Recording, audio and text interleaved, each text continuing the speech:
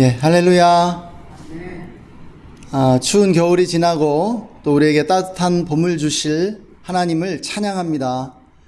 예, 이 사계절에 순환을 주시고 또 이러한 사계절을 누릴 수 있도록 우리에게 은혜 주시는 하나님이십니다. 저는 그 리더로서 오랫동안 선교단체와 지역교회를 섬겨왔는데요. 제 안에 좀 그 리더로서의 실패감이 있었던 것 같습니다. 제가 왜 리더로서 좀 그 실패하는 경향이 있었을까요? 돌이켜보고 또 성찰해 보게 되었던 것 같습니다. 무엇보다도 제가 리더로서 실패한 리더가 될 수밖에 없었던 이유 중에 하나는 좋은 사람이 되고 싶었던 것 같아요. 좀 멤버들에게 좀 좋은 사람, 좋은 리더라는 그러한 평가를 받고 싶었기 때문이 아닌가 그렇게 생각이 됩니다.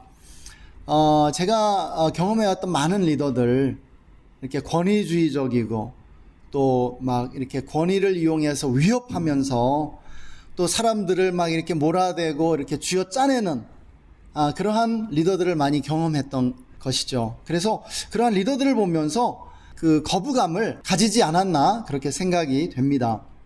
그래서 저는 좀 인격적이고 친절한 그러한 리더가 되어야 되겠다.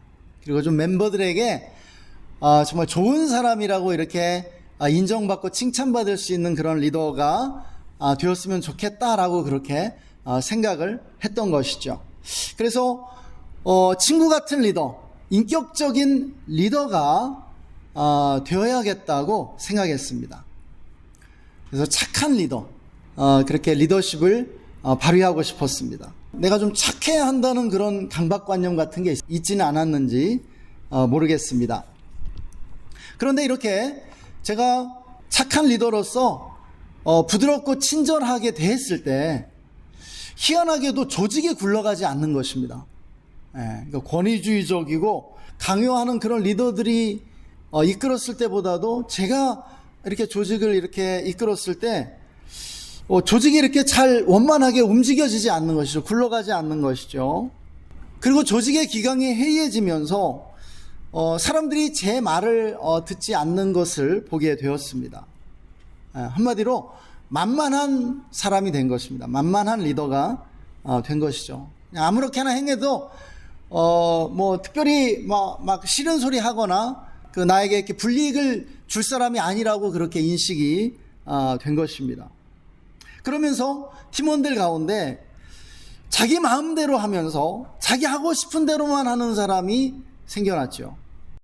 시간이 흐르면서 제가 이러한 그 사실들을 되짚어 볼 때 제가 리더로 실패한 이유가 분명해 보였습니다.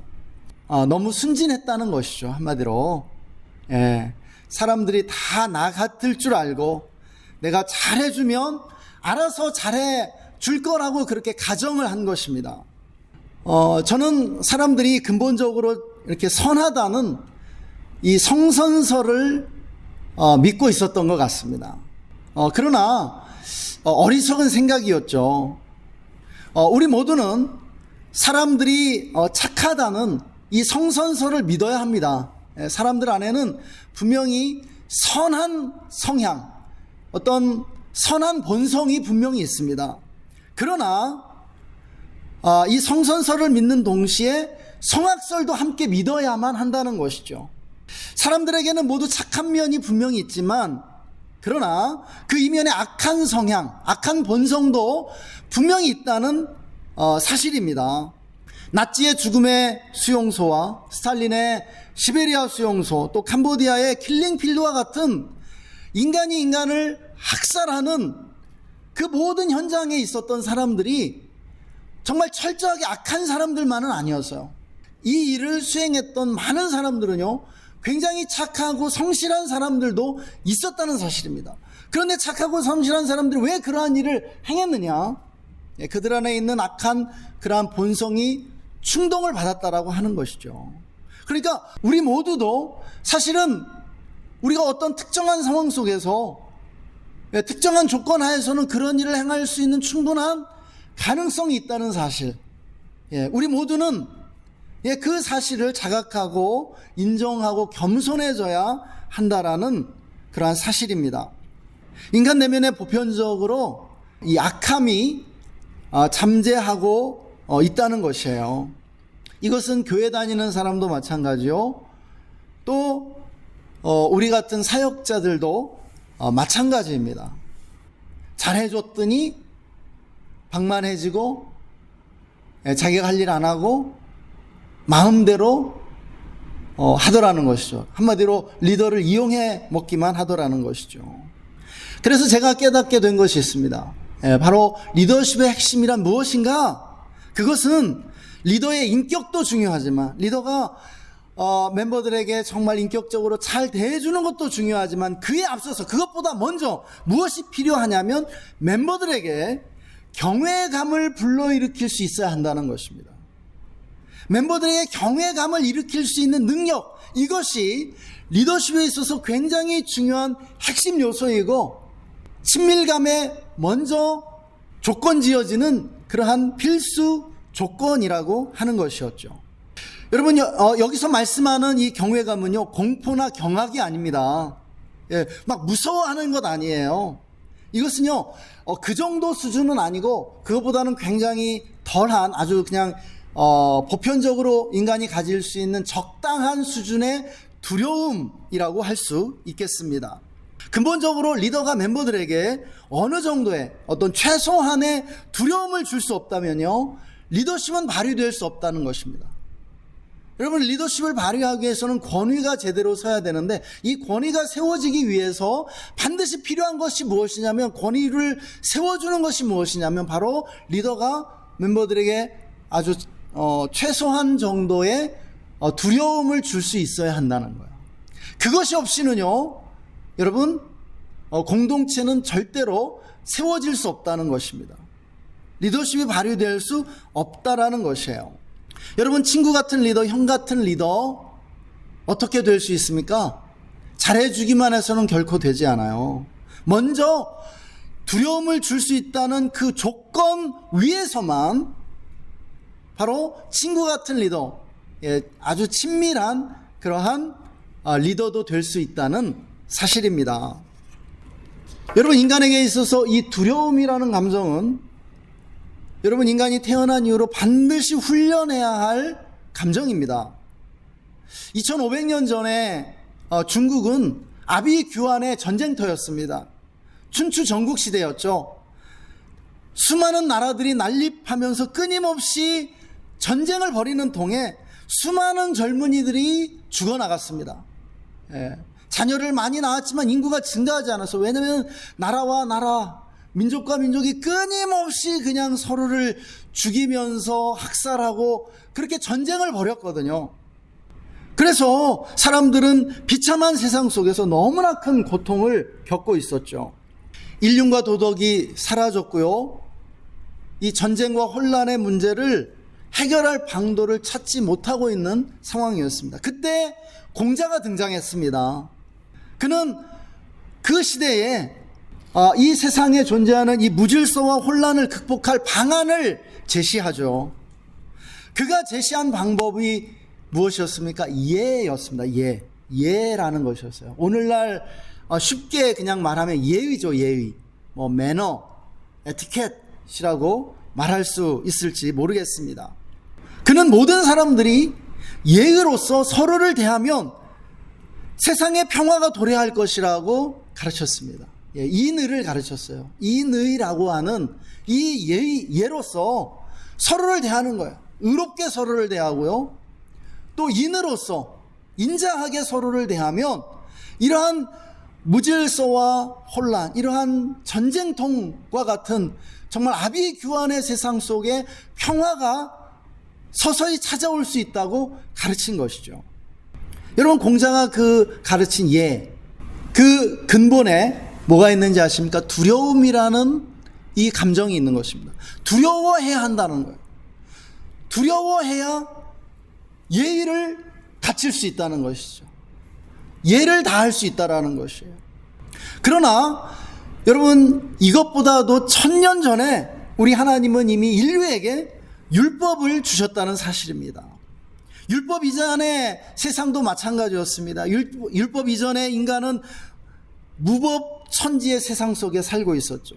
도덕과 일륜이 없는 상태였다고 할 수 있을 것입니다. 그런데 바로 그러한 세상 가운데 하나님은 율법을 주셨죠. 이 율법을 통해 인간이 어떻게 살아야 하는지를 가르쳐 주신 것이에요. 여러분, 이 율법의 기초가 무엇입니까? 이 율법의 기초도 마찬가지로 두려움입니다. 율법이 가장 강조하는 바는요, 바로 하나님 경외예요. 하나님을 두려워해야 한다는 것이에요. 하나님에 대한 두려움을 가질 때에 인간이 의롭게 행동할 수 있다는 것이죠. 그래서 유교가 말하는 이 예의 법도도 마찬가지고요, 성경의 율법도 마찬가지입니다. 두려움을 통해서 인간이 변화될 수 있도록 만드는 것이에요. 인간이 인간다워지기 위해 가장 필요한 감정이 무엇입니까? 그것은 바로 두려움입니다. 사람은 태어나면서 가장 먼저 이 두려움이라는 감정을 배울 필요가 있다는 거예요. 물론 다시 한번 강조하지만 이 감정은 인간을 마비시키는 공포를 말하는 것이 아니죠. 여러분, 공포심, 이 무서움은 인간을 마비시킵니다. 인간을 굉장히 큰 위험에 빠뜨리게 되는 것이에요. 이 공포가 아니라 적당한 정도의 두려움입니다. 전염병을 일으키는 세균은 인류 역사를 통틀어 정말 전쟁만큼이나 많은 인류의 목숨을 앗아갔습니다. 전쟁과 질병으로 오랫동안 인류의 인구가 증가되지 않았던 것이죠. 그런데 이 세균의 독성을 죽여서 인간에게 주사를 하면요, 그것이 사람의 몸에 항체를 형성해서 세균을 대항하게 만듭니다. 이것이 전염병의 확산을 막고 인류를 질병으로부터 구했죠. 우리는 이것을 백신 또는 예방주사라고 합니다. 두려움은 바로 그 정도의 수준입니다. 경외라고 하는 말의 영어는요, fear입니다. fear, 두려움.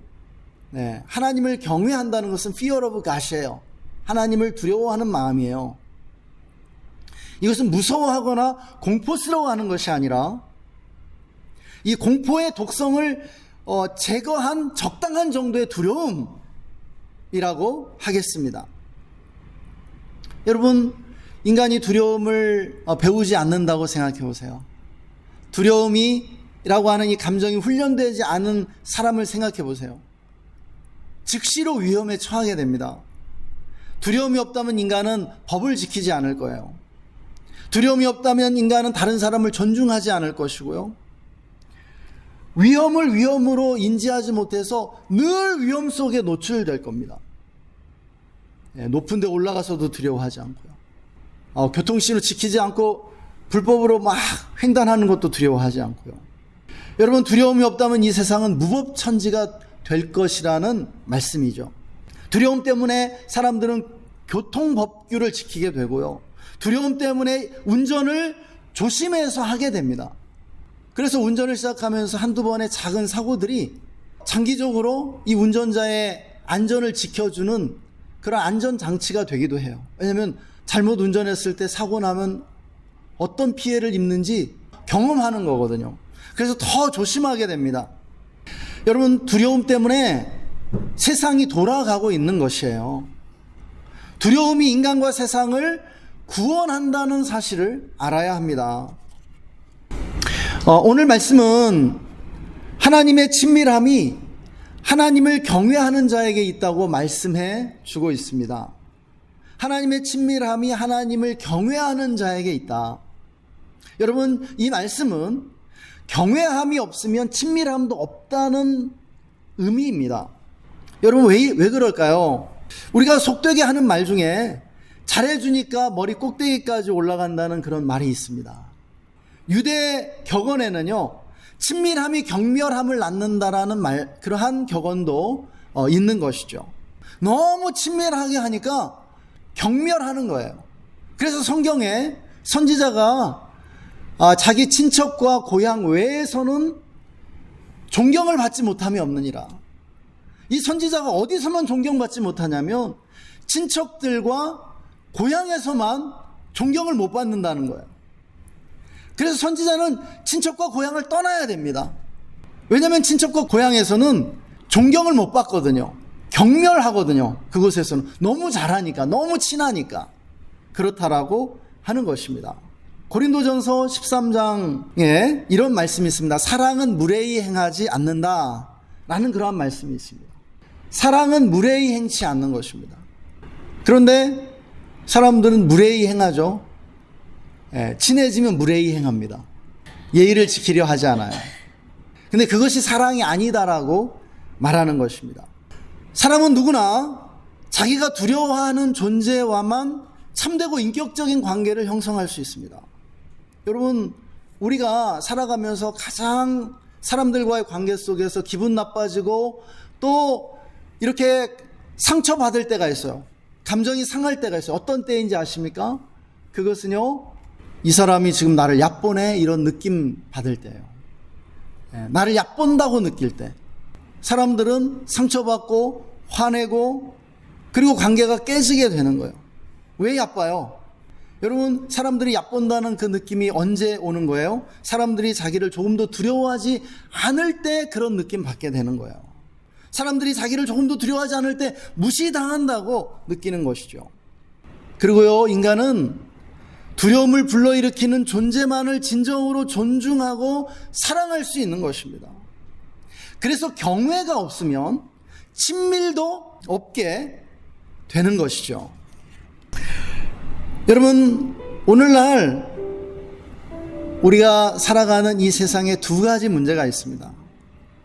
우리의 삶에 두 가지 문제가 있어요. 여러분, 오늘날 우리의 가장 큰 문제가 무엇일까요? 첫 번째 문제가 무엇일까요? 하나님을 두려워하지 않는다는 것이죠. 그것을 우리 그리스도인들의 삶에서 볼 수 있고요. 동일하게 하나님 믿지 않는 사람들의 그러한 삶에서 우리는 또한 볼 수 있습니다. 세상 사람들이 하나님 없는 것처럼 그렇게 마음대로 행하는 것을 보게 돼요. 또 우리 그리스도인들도 하나님을 두려워하지 않고 자기 마음대로 행동하고 있는 것을 보게 됩니다. 하나님 의식하지 않는 것이죠. 자기 마음대로 행하고 싶어요. 왜요? 왜 하나님 두려워하지 않는 거예요? 하나님을 경외하는 마음을 잃어버린 것입니다. 오늘날 우리에게 가장 필요한 건 무엇인지 아세요? 하나님 경외하는 마음입니다. 사랑하는 여러분, 기억하시기 바랍니다. 하나님 두려워하는 마음은요, 우리 그리스도인들의 삶의 거룩함의 추진력입니다. 거룩한 삶의 추진력이에요. 하나님 경외하는 마음 없으면은요, 절대로 거룩하게 살 수 없어요. 여러분, 영적 성장의 원동력입니다. 이 하나님을 경외하는 마음이요. 하나님 경외하기 때문에 우리가 기도하고 예배하고 말씀 읽고 그 말씀을 순종하려고 하게 되는 거예요. 그런데 하나님을 이 경외하는 마음이 줄어들 때 하나님을 무시하게 됩니다. 우리의 삶 속에서, 우리의 생각 속에서 하나님 생각하지 않아요. 더 이상 두렵지 않거든요. 하나님 두려워하지 않는다는 것은 하나님 아무것도 아니라고 생각하는 것과 마찬가지예요. 여러분, 성경은 하나님이 영원한 심판자시라고 우리에게 가르쳐 주고 있습니다. 우리는 하나님이 나의 심판자임을 기억해야 합니다. 나를 보고 계심을 기억해야 돼요. 하나님이 얼마나 놀랍고 어미하신 분이신지 날마다 묵상하지 않으면 안 돼요. 하나님을 두려워하는 여러분 되실 수 있기를 축복합니다. 두 번째로, 오늘날 우리의 삶의 문제가 있습니다. 그것은 사람들이 다른 사람을 두려워하지 않는다는 것이에요. 상대방을 두려워하지 않으니까 무시하고 또 상대방을 보지 못합니다. 지금 학생들이 선생님 두려워하지 않죠. 선생님 앞에서도 욕하고 막 떠든다고 그래요. 자기 마음대로 행한다라고 하더라고요. 강단이 무너졌죠. 이것이 오늘날 학교의 가장 큰 문제일 수 있습니다. 교육을 망가뜨리는 문제일 수 있어요.